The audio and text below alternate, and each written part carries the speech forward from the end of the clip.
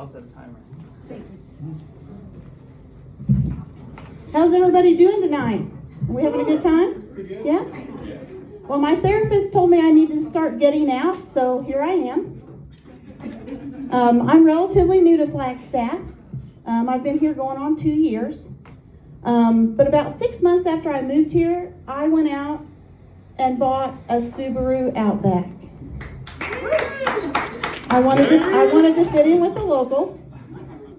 So the little sales guy, when he was going over all the features of my car, he was very excited to tell me that my back seats fold down completely flat. So of course, you know, in my mind, I'm thinking, where is this guy going with this? Is he low-key hitting on me? But then he proceeds to tell me it's in case I want to go camping and sleep in my car. To which I responded to him, I don't camp. I think roughing it is a hotel without a bar. So I moved here for my job at the library. I'm the deputy director. But my career started out, I was a children's and teen librarian. I did that for about 3 years until I found out that I don't like other people's kids. So the support for the library here, though, has been really refreshing, especially compared to Florida and Kentucky and Indiana, where I'm from. They seem highly educated. So, I just lost my train of thought. Okay. That's on me. You distracted me. So I really do love the library and love being in Flagstaff, but man, it is hard to meet people here. Where do you go to meet people? So I've joined a couple of dating sites. That's been quite interesting. I had one guy message me and ask me how much I weigh. I weigh enough to beat your ass. That's how much I weigh. So I've decided that dating after 50 is like going to the thrift store looking for the least broken thing that doesn't smell. But no, really, it has been great here. I do have a question for everyone, though. Is there anyone in Flagstaff that doesn't like to camp? I mean, what is wrong with a hotel with a bar? Yeah. Besides, I have proof that camping is bad for your health. So last summer, I read an article about a family who came here from the valley, and went camping. And when they got home, Mom wasn't feeling very good, so she went to the doctor. She had the bubonic plague. And if that's not caught in time, there's a 60% mortality rate. I'm sorry, I'm not taking any chances. Besides, all of the crime shows, does anybody watch crime shows? All of the campers are always brutally murdered. Or they find the body. Right? So do I have any crime show fans here? Crime shows? I can get down. I got a couple. Okay. Does anybody take notes like I do? Yeah? Maybe? So I'm pretty sure that I can bury a body now and get away with it. And my kids have my back. And the reason I know this is because a few years ago I wanted to get another cat. So my son texts me and he says, Mom, you are supposed to kill your husband and bury him in the backyard before you become the crazy cat lady. So at Thanksgiving, me and my kids were all joking about it. We thought it was hysterical, because they got my back. And we have a pretty wicked sense of humor. But my husband at the time, he did not find it funny at all. So I'm single now.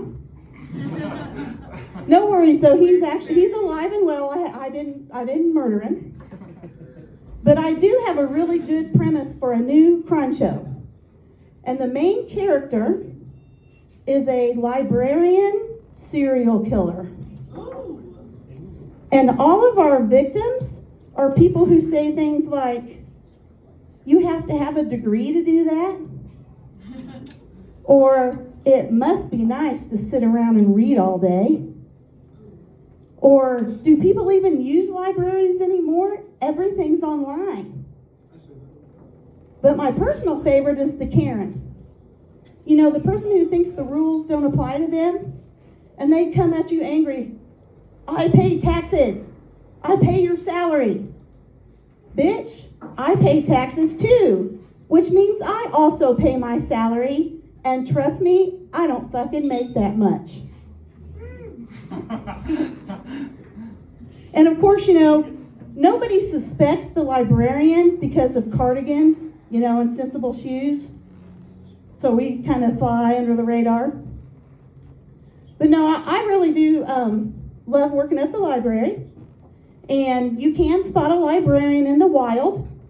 They're the people who are wearing sweaters in the summer and t-shirts in the winter.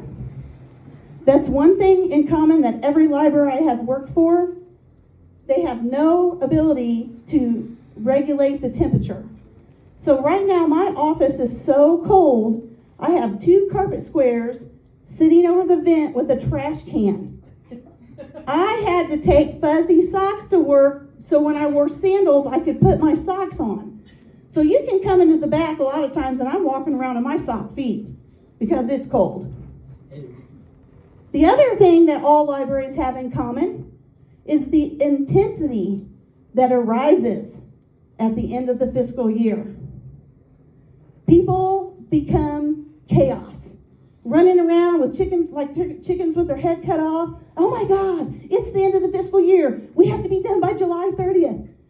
And I'm always like, guys, this happens the same time every year. But then we kind of have this law because we're not allowed to start ordering anything yet. And summer reading is over. So, you know, I'm in my office, bored as hell.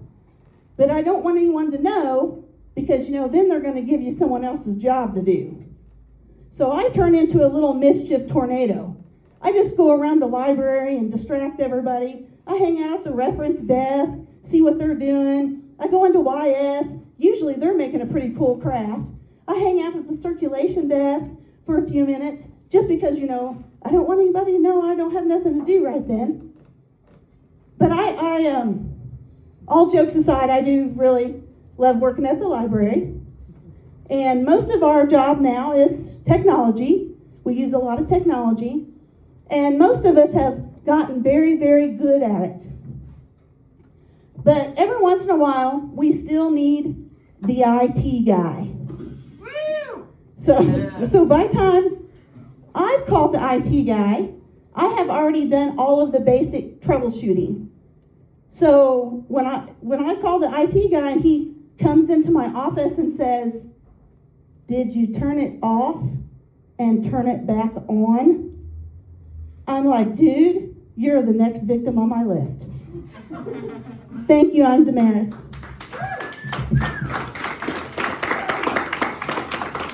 I'm so nervous without notes.